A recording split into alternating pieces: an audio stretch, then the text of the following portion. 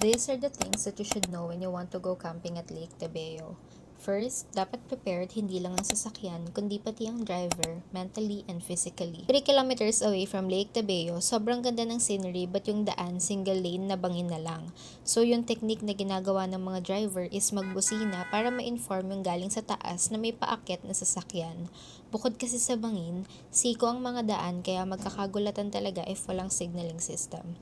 Pagdating sa campsite, meron kayong babayaran sa ranger station na LGU fee, camping fee, entrance fee at barangay fee, amounting to 650 pesos per head.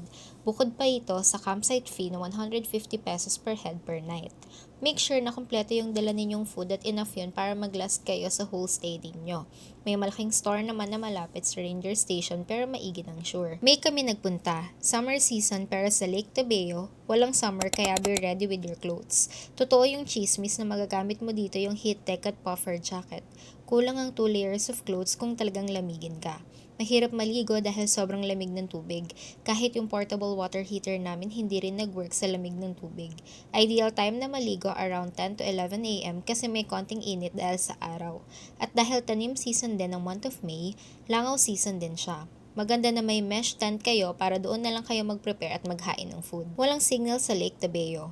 May available na piso wifi where you can avail hourly or one-day subscription for 150 pesos. Pero mas reliable ang Starlink na available din naman for the same price. Unpredictable ang weather sa lake kaya hindi consistent ang weather forecast. Talagang paiba-iba siya kaya make sure na secured ang mga tents ninyo. On our last night, humangin ng sobrang lakas for about an hour pero after that, naging kalmado naman na.